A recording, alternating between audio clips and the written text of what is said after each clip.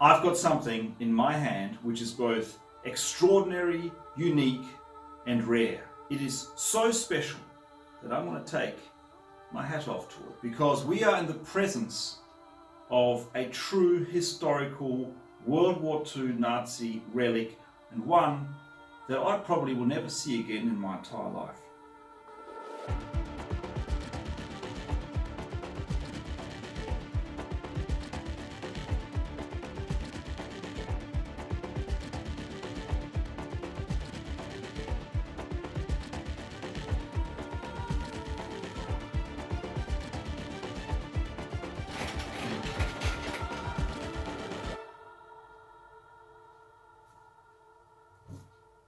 Now, what is in this little box? What could be in this box that's so important? Is it a piece of World War II Messerschmitt fuselage, something like this, which no doubt is extraordinary? No. Is it perhaps some dagger, like this amazing relic, a World War II National Socialist Hitler Youth dagger? An original one, an authentic one? No. And these two items, as I'm showing to you, are of course metallic items. Now let's think this through. The value of any object is really determined by a number of factors. How scarce it is, what provenance it may have. There's a number of factors, what it's made out of, who owned it. And of course, any of those things can affect the value of a historic relic. Now, World War II items are difficult to obtain, particularly authentic ones. And if you think of 1945, the whole of Europe was in ruins. There were hundreds of thousands of people who were dead. They were still within the rubble. The whole of Germany was in rubble. The Germans call it Jahr Null, or year zero, when everything essentially had to be rebuilt from scratch. And many of the people who were lucky enough to survive, both the soldiers and the civilians, tried very rapidly after 1945 to throw away, burn, remove, bury anything to do with National Socialism, because of course the Allies were very concerned about a rise in National Socialism. They still are today. So in a world where most National Socialist items have been confiscated, burned, or removed or destroyed, finding any original relic, particularly those items which are not made from metal, is quite extraordinary. So what is in this box? Before I open this box, I want to build the suspense a little bit more, because this item deserves that. Let's have a look at Germany in the 1930s and 1940s. They were the first to develop the V1 and V2 bombs, the Vergeltungswaffen. They were amazing in terms of their technological resources. The Tiger 1, the Royal Tiger tank, just extraordinary with its 100mm frontal armour. What about the MG42 machine gun with a world-leading firing rate of 1,500 rounds per minute? The 20,000 room Hitler Hotel, Prora. The list goes on and on and on with the number of technological advancements the Germans had, and that particularly Hitler introduced in the 1930s and 40s. I'm now going to open this box.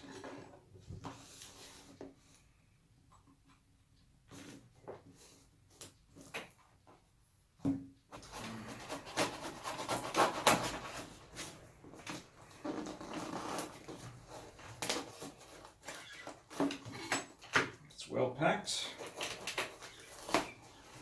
Make sure I'm pointing the dagger the right way. Okay, here we go.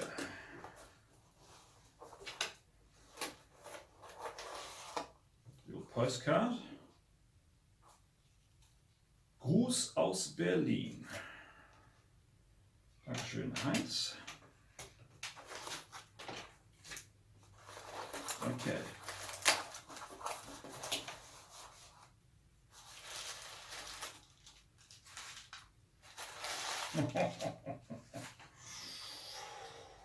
Wow. Here it is. It's such a small relic. It is so delicate, and yet it is extraordinarily rare. It is, of course, das Bunkerspiel. And it was these games that were a whole nother facet of Nazi Germany. There were many types of these sorts of board games. Die Reichsautobahn, Volk ans Gewehr, das U-Boot-Spiel, the U-boat game. Probably the most famous German Nazi board game of all time is called Taktik or Wehrschach.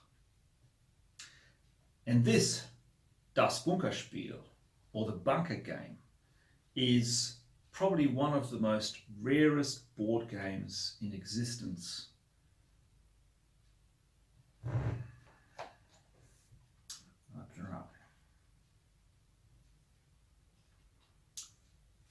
Well, it has the original plastic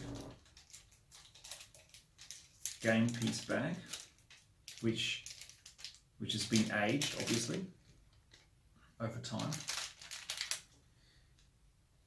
It's very lightweight because the soldiers had this in their pockets amongst their personal possessions out in trenches, out in the field. This is just extraordinary. I mean, look at it. How old is it? There it is. I have to be very gentle with it. It's so simple. It's in stunning condition. I mean, it's as though it was manufactured yesterday. When in fact, it wasn't manufactured yesterday. So here we are. I mean, this still has a bit of natural spring in it because it's in such magnificent condition.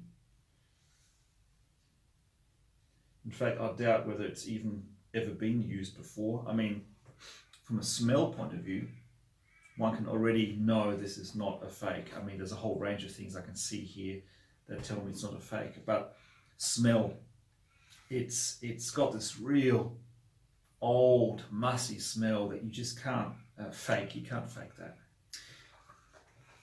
Okay, so before I continue, I need to check something. I need to check what edition of Das Bunkerspiel have I got here.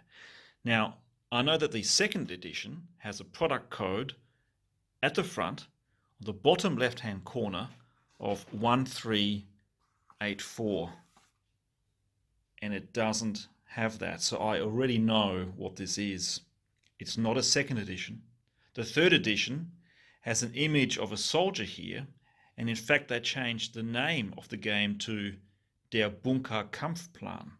That was the third edition.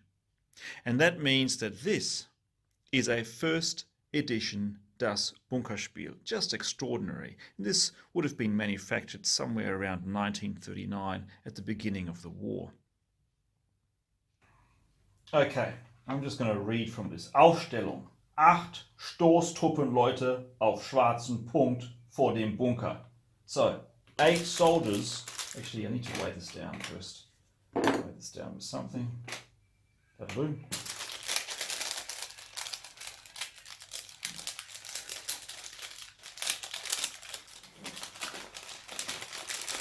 So these pieces are made out of wood. Very simple, but effective. Look at that, beautiful pieces. They probably even may have had some issues with finding dye because everything was in short supply back then. Okay, so these are soldiers, and the soldiers, they go on these 8 dots. This is the bunker area. Stoßtruppleute, 8 of them. It's interesting because, you know, the Germans have such great engineering, but these pieces are a little bit, they don't seem the same size. That one's smaller, that one's larger. Interesting. Perhaps these were offcuts from some other process. It's possible. So the soldiers go here, obviously on the other side is the Gegner or the enemy. We then have 2 machine guns, okay? And they go on the plus over here. One wants to roll away. Offizier auf dem schwarzen Punkt. The officer is the slightly larger of the two here. And he goes in the bunker to the right.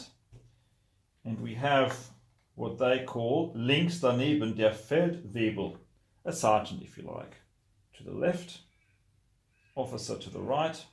Okay, Bewegungen der Figuren, movement of the figures.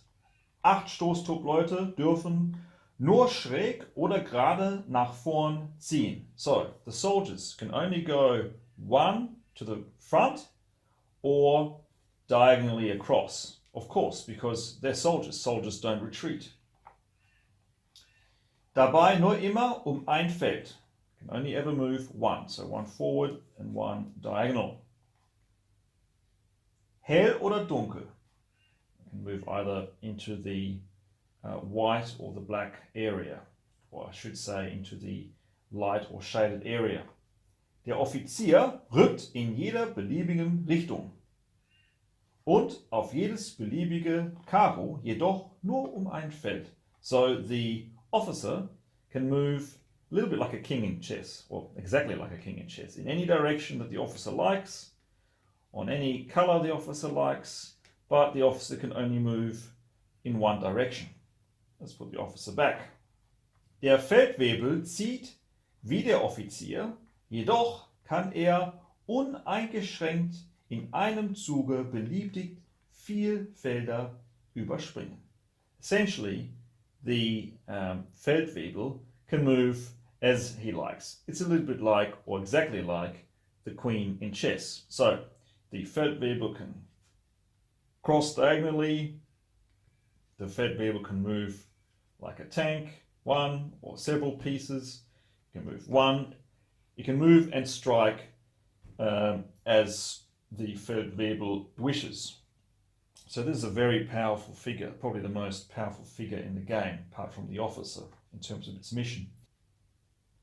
Die Maschinengewehre ziehen rückwärts und vorwärts in schräger Richtung, jedoch dürfen sie keine anderen Felder benutzen als die, auf welchen sie in Grundaufstellung stehen. So, these are essentially just like the bishops in chess. You'll note there's one white, there's one dark, so let's put one white there, one dark there, and they can move diagonally backwards and forwards, just like a bishop in chess, but they have to remain on their starting position or starting color. This one's white, this one's black. Wer zuerst mit dem Offizier in die feindliche Stellung eindringt, the first person who gets their officer into any part of the enemy's bunker wins, ist Sieger. Jede Figur kann geschlagen werden, daher immer gut decken. Any figure can be killed, so always be sure to defend each unique figure. These games were more than just superficial mechanisms of rest and relaxation. No, they were something far greater, far deeper, far more important to National Socialism. First of all, they were a propaganda tool. Die Reise durch Deutschland, die Reichsautobahn games, these were propaganda tools that were celebrating the new National Socialist Germany and their achievements such as the Autobahns. They were really amazing mechanisms to ferment what the party had done, particularly after the Great Depression. Secondly, they were great strategic and tactical war simulators. Think about it. When you're the age of 9, 10, 11, 12, and you're already tuning your mind to think about flanking maneuvers and other such exercises, you are preparing that young child to become the ultimate soldier.